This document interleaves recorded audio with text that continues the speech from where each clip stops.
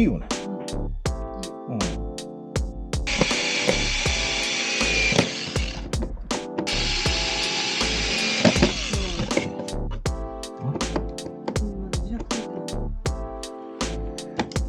よいしょ。おいしょ。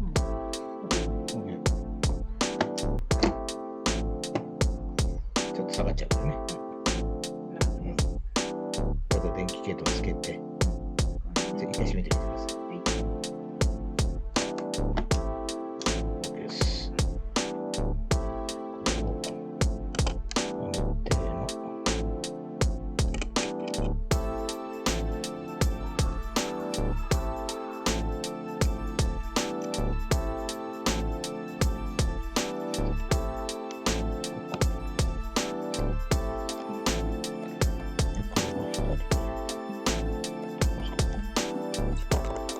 あれ？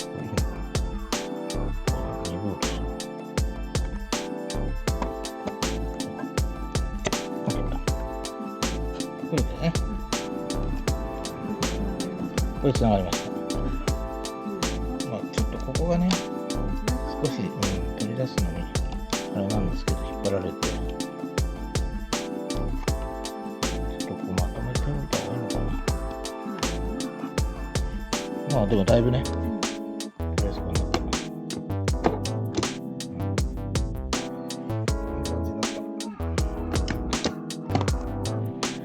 こうか。こうなっちゃうと下だな。こうだな。これいいね。あ、これいい。板はそんなに強くないから。これバキッと割っちゃってね。もう一回やり直し抜いたらね。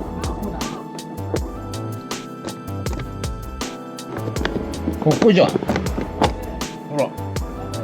めちゃくちゃかっこいいじゃん、これ。やりました。しかも開く。収納できる。これね、取れるね。